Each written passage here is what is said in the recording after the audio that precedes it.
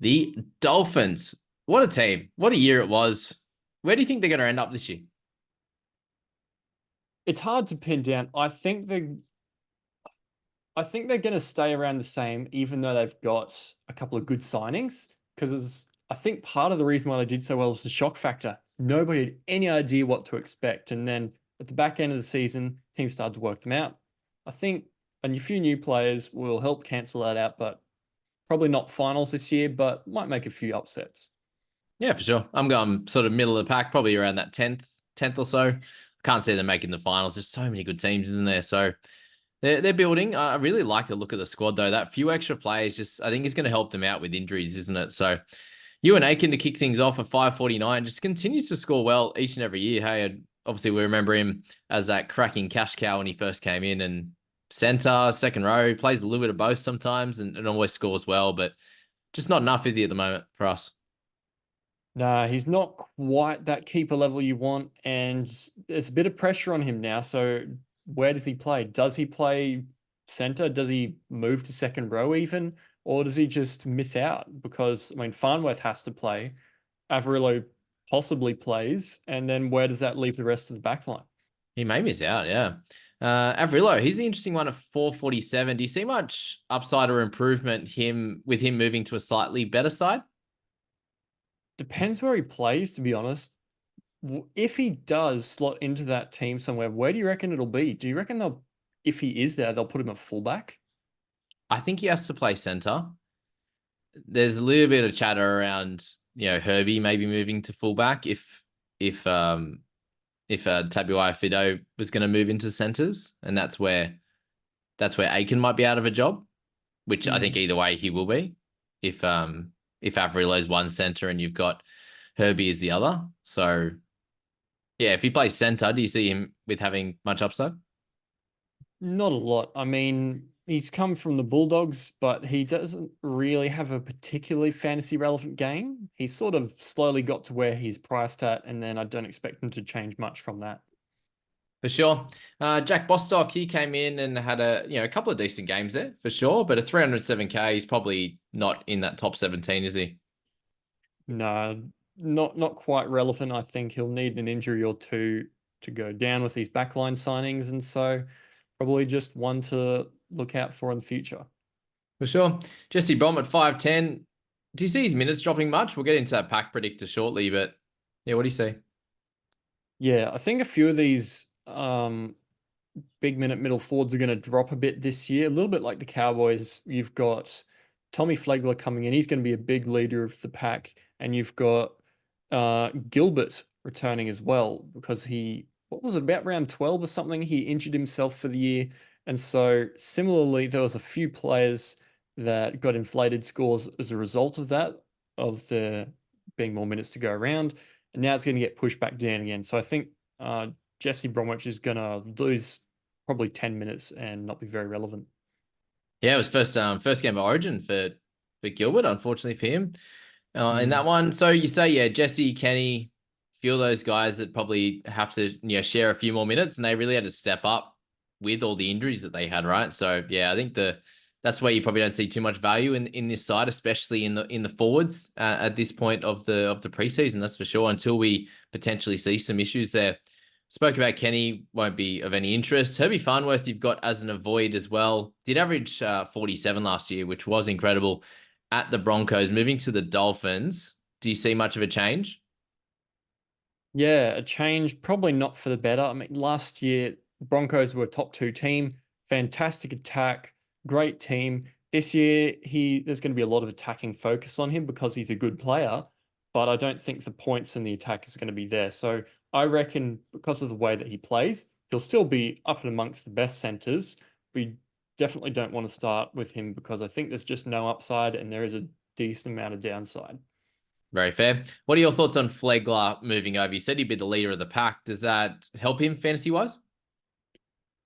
I think it might, but I don't think it'll be enough. We saw at the Broncos, even in games where some of their forwards were missing, and he was like, oh, wow, Flegler's playing 50, 55, 60 minutes, and he was still only scoring sort of those mid 40s. His PPM isn't quite up there with the top tier fantasy scorers. So priced at 37. That probably means to break even, he needs high 40s minutes. So if he gets 50, not much is not much is going to happen.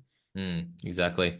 Tommy Gilbert, an incredible player for this team, and obviously made Origin off the back of that over the last couple of years. At 653, though, no discount on his limited games. Minutes wise, he probably needs close to 70, 80. Won't get it though, will he?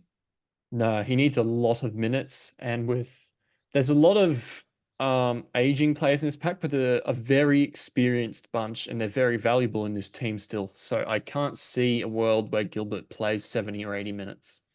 Yeah, that's probably more the thing, isn't it? They have, the Bromwich brothers, which even if they aren't going to play massive minutes, they need to play because of all that experience. And same with Felice Kafusi at that. So, and then Gilbert to add into that. So there's four guys that are demanding minutes. And yeah, it'll be hard to get any of them down to sort of a 20 or 30 and giving other people opportunities for big minutes.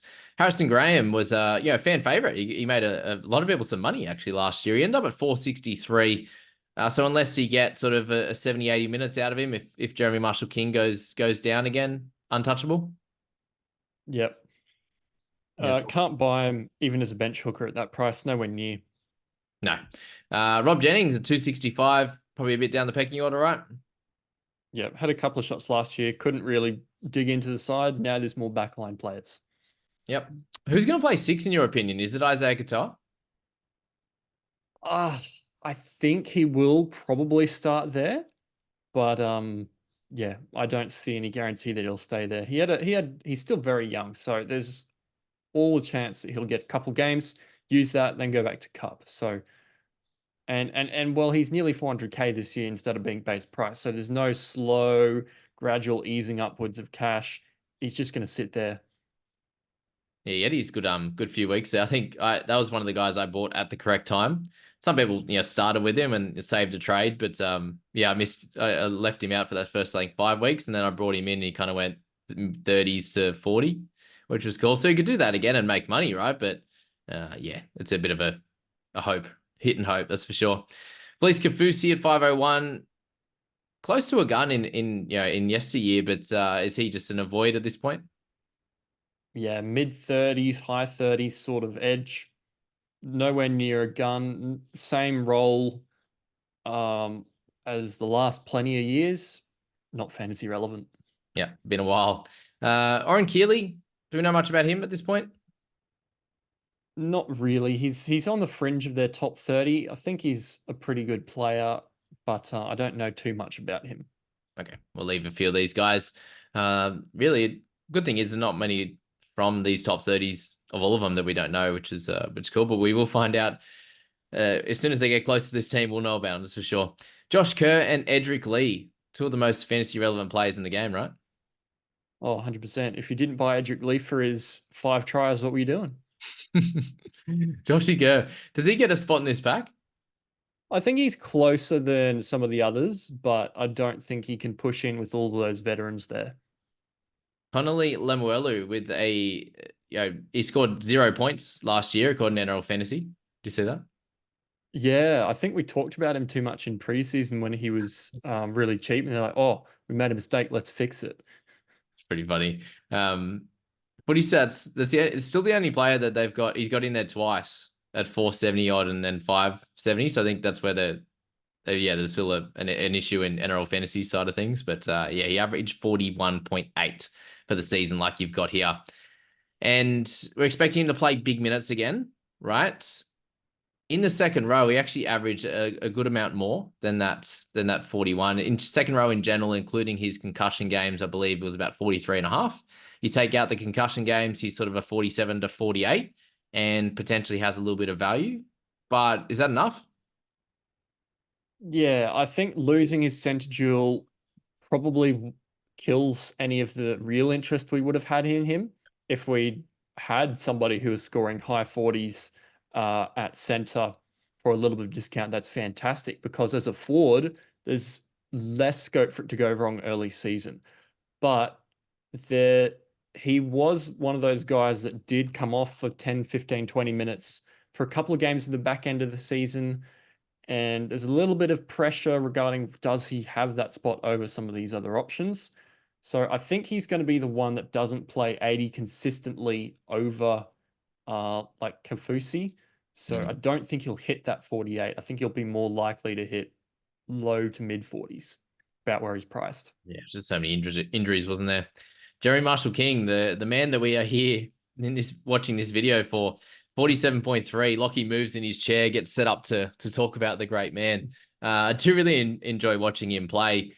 A lot of try assists last year. Do you think he can keep that up for one, especially at the beginning of the year? And obviously his shoulder was a big issue. Tell me your thoughts on Jeremy. Yeah, I think he's a pretty good option, to be honest. There was quite a significant drop off after he had that injury. Pre that injury, he was actually averaging 53, and that was including a sin bin game. So I think there is a little bit of upside. But one of the other big things going in his favor is that the Dolphins are like the 2023 Eels. They're the only team to play all three Origin weeks, and he's no risk of being in either camp. So he can be that keeper hooker for you throughout that whole period. So if he's somebody who's got a little bit of value, borderline um, keeper in the hooker position, and is a great Origin potential keeper, full steam ahead for me. He's currently in my team. Yeah, there's a few ticks, that's for sure. If you so you have him in your team, are you likely pairing him with another hooker, or would you look to trade someone in round 3 when they have their bye? I'm tossing up between Grant and Robson at the moment Okay, because it's mostly around Grant because there's a lot of positives and a lot of negatives based on his draw and the side and stuff. So it's just going to come down to how the cash works as we get closer to the beginning of the season. We get a bit more certainty, I think. for sure. Anthony Milford, 323. He's just all over the shop, isn't it? With him, if he actually gets a spot on this side and then he's out and he's in and he's out. So leaving him, won't even talk about him. Yeah, leave him out. Cool. Mark Nichols, he was a fun one last year, along with Jared Wallace, two guys that would have monster games and make a ton of money, score really big points, and then would have just really low minute games and low scores. So the ceiling was wild with those two, but at 536, it's way too expensive. Cody Nikarima. What is going to happen with this guy? Let's go to the pack predictor for us there, just to have a little bit of an idea as where you think he might fit in. Yeah, I'm not sure what they're going to do to start the year. I really think to start off, they might use Ray Stone as the utility, and they've just got a lot of different players who can move about. If Aitken somehow is in the team, he can cover forwards, he can cover center. A lot of their backline can cover each other, and Ray Stone can cover hooker if it goes wrong. So Cody Nikarima was really great for them last year, and I wouldn't be surprised to see him in the 14. But if he was, I would more be worried about probably Katoa and Jeremy Marshall King over the backline players, given how much they've shored up those areas. Okay, let's just say that he is in that 14 role. What does that do for you with Marshall King? If he's in that 14 role, I'd have to look really close at the trials and see where Cody's going to play. Okay. Because if he spends any time at hooker whatsoever, Yeah. that pushes Marshall King probably down to like a couple minutes, a couple games playing 65, 70 minutes, a little Yeah. bit like a Reed Marnie, and then a lot of the appeal goes away. Yeah, because like Nicarimo, he was in the halves. He was at fullback last year for the majority of it. So do you think there's actually a chance he just completely misses out Yeah, if it's a Katoa's in tough one six? because there's going to be one spot that's either sort of that hooker cover or that halves cover, and it's probably a battle between probably Nicarima, Raystone, and Milford. And I think Milford's probably last out of those, so we'll see how it goes for those other two. Okay. Yeah, it's very interesting how that will play out, especially with Cody being very expensive as well. So if he does get a bench spot and then there's some injuries, I can see some interest in him. You'd agree with that?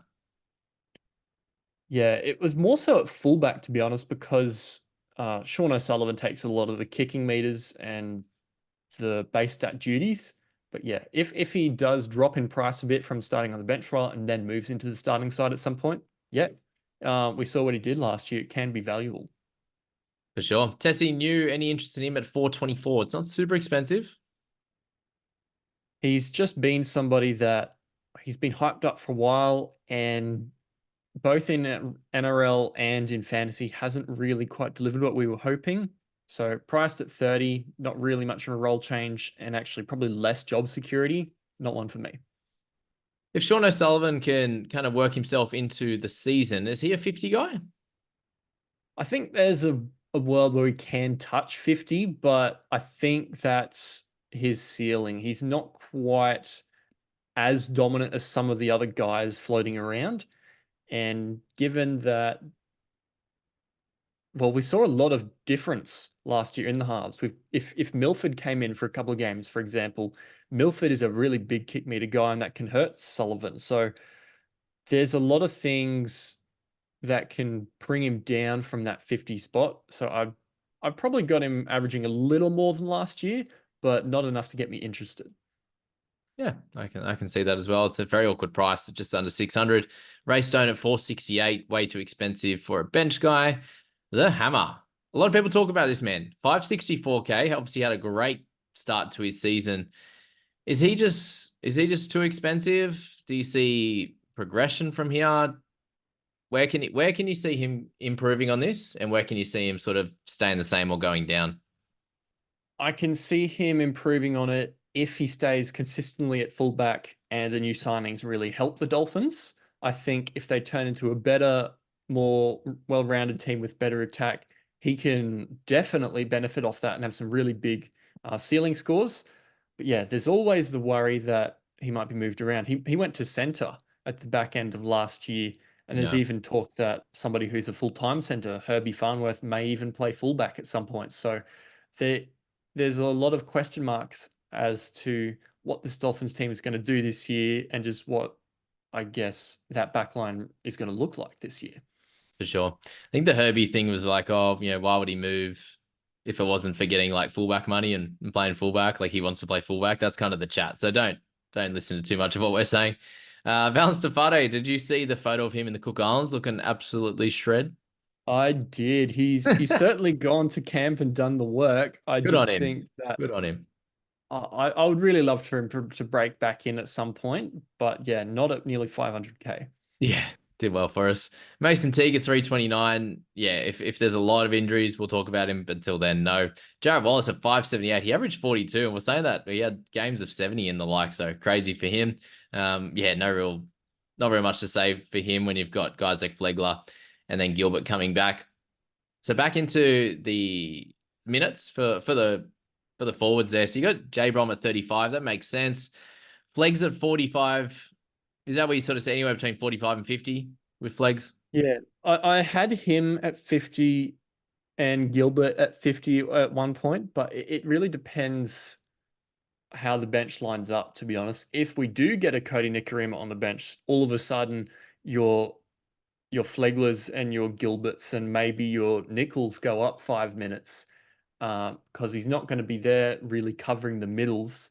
He's going to be there for either the hooker or he's going to move into the halves for half a game and Katoa will come off.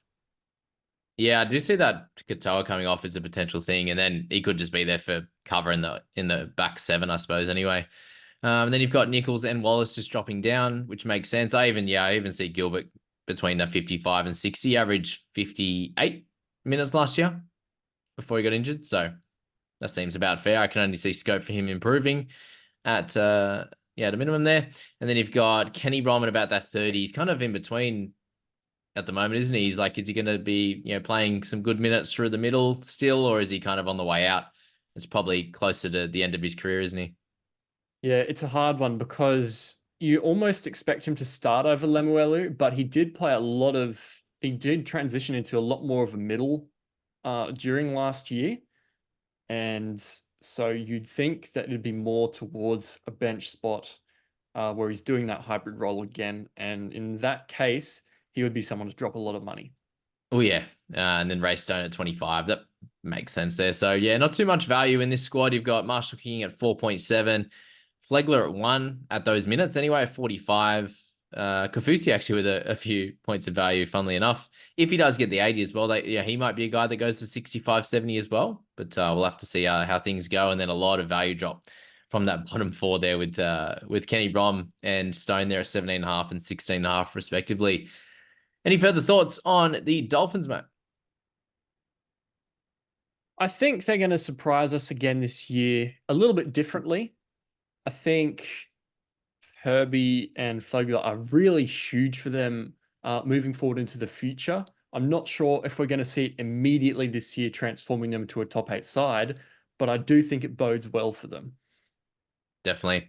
Well, thanks everyone for being here for the Dolphins. Obviously, not a whole lot of value, not a whole lot of interesting guys in this one, but they, yeah, will all play a part at some points. It's good to know all of your players there. Thanks for being here. We'll catch you in the next one.